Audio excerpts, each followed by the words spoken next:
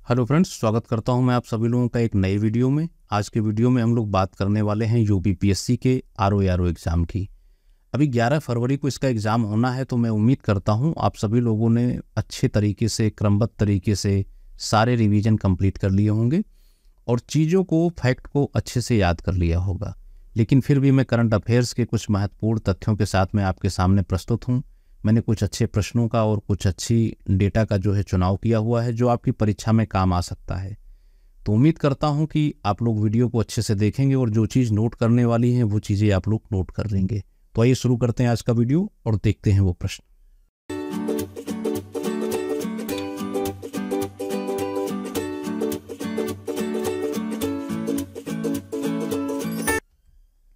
सबसे पहले पूछा गया है, हाल ही में किस पूर्व क्रिकेटर की बायोपिक 800 शीर्षक से रिलीज हुई है।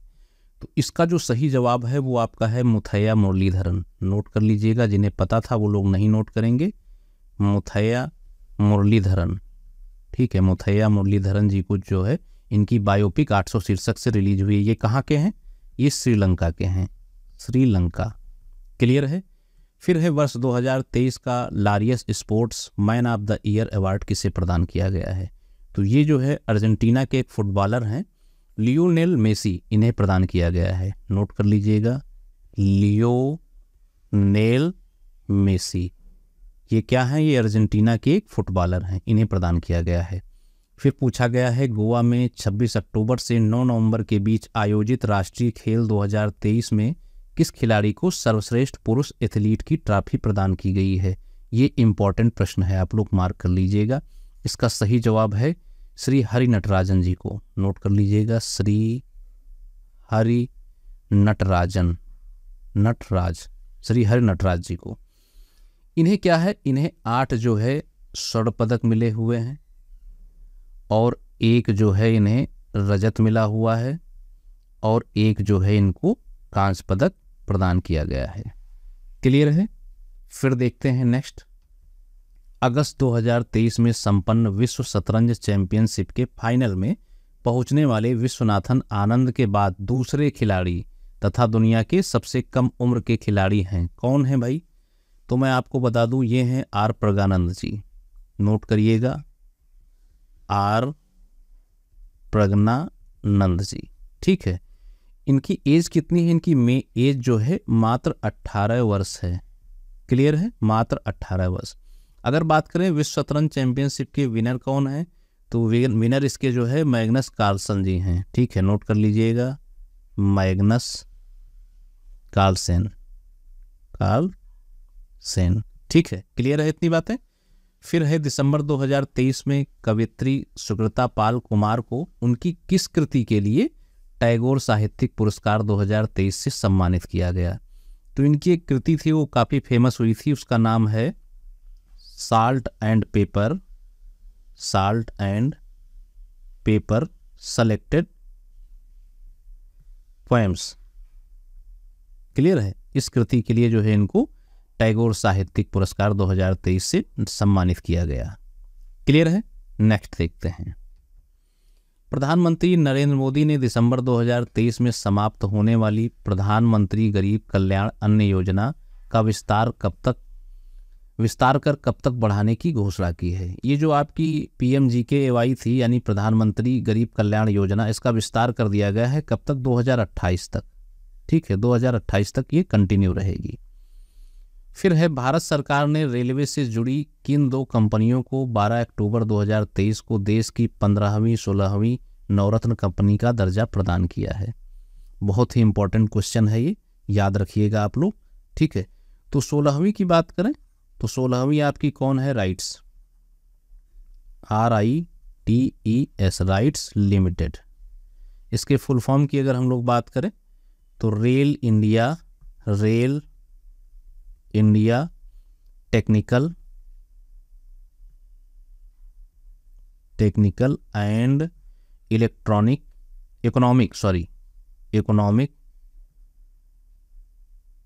इकोनॉमिक सर्विस लिमिटेड, ये जो है इसका फुल फॉर्म है, राइट्स। तो ये 16वीं कंपनी हो गई। 17वीं की अगर हम लोग बात करें तो आपकी इरकॉन है, ठीक है। इरकॉन इंटरनेशनल। इसका फुल फॉर्म क्या होता है? इंडियन रेलवे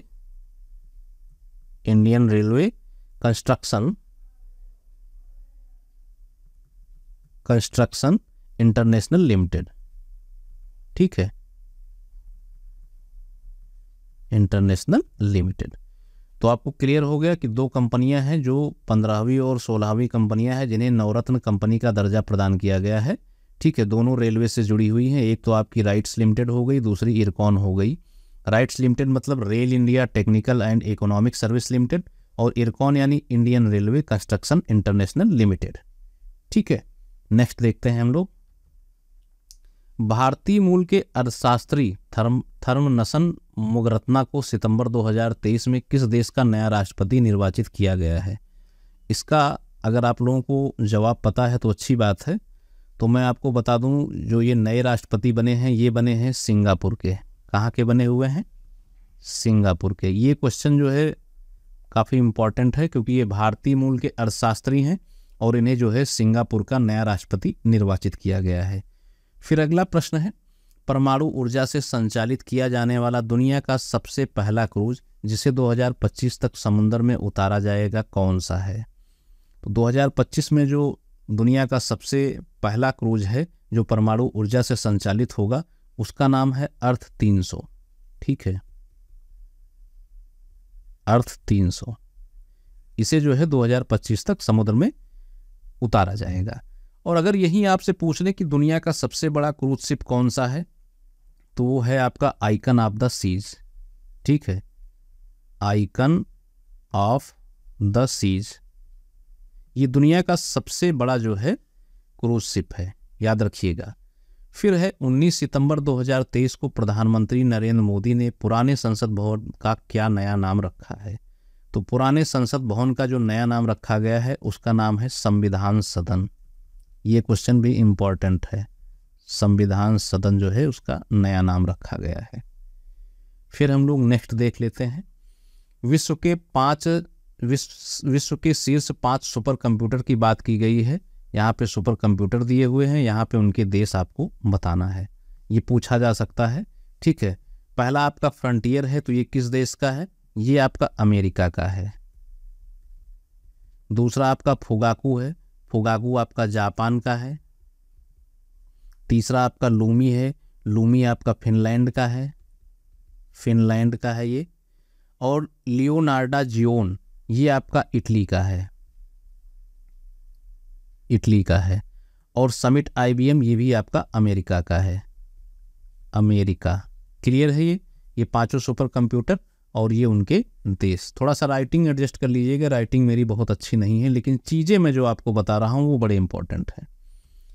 फिर देखिए हम लोग थोड़ा सा एक नज़र डाल देते हैं ग्लोबल हंगर इंडेक्स रिपोर्ट 2023 पे। इसमें जो है कुल देश कितने शामिल हुए हैं? इसमें जो है कुल देश शामिल हुए हैं 125। ठीक है, 125 देश शामिल हुए हैं, जिसमें से भारत का स्थान कितना है?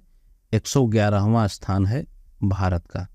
ठीक है, अब बात अगर हम लोग कर लें 2023 की, तो ये ग्लोबल हंगर इंडेक्स रिपोर्ट हो गया। अगर हम लोग थोड़ा सा पीछे चले जाएं 2021 की बात करें, 2021 में क्या था? उसमें 128 देश शामिल हुए थे और भारत का स्थान था 101। ठीक है, 101वां स्थान था भारत का।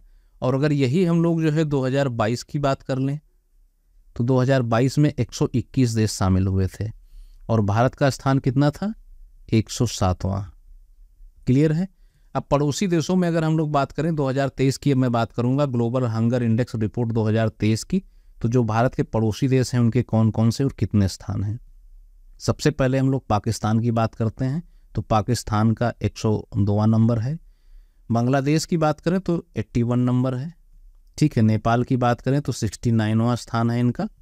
और अगर अफगानिस्तान की बात करें तो इसका जो है 114वां स्थान है। श्रीलंका की बात करें तो 60वां स्थान है और म्यांमार की बात करें तो 72वां स्थान है। तो भारत के पड़ोसी देशों में जनरली पूछ लेता है, पाकिस्तान का पूछ सकता है या फिर बांग्लादेश का या फिर नेपाल का। ये 3 तो मोस्ट इंपॉर्टेंट है, इनको आप लोग याद ही रखिएगा। बाकी भारत का तो सबसे ज़्यादा इंपॉर्टेंट है, 111वां स्थान है। कुल देश शामिल थे 125, याद रखिएगा ये आप लोग टेबल। नेक्स्ट देख लेते हैं। नवीनतम नियुक्तियों की बात करें तो 2-4 नाम हैं, आप लोग देख लीजिए। जैसे आलोक शर्मा की बात करें तो आलोक शर्मा क्या है, ये जो है IAS अधिकारी हैं। इन्हें अभी जो है SPG प्रमुख बनाया गया है। SPG प्रमुख, SPG की बात करें तो SPG क्या होता है, स्पेशल प्रोटेक्शन ग्रुप होता है, स्पेशल प्रोटेक्शन ग्रुप, ठीक है। इसका जो है इन्हें प्रमुख बनाया गया है, आलोक शर्मा IAS को।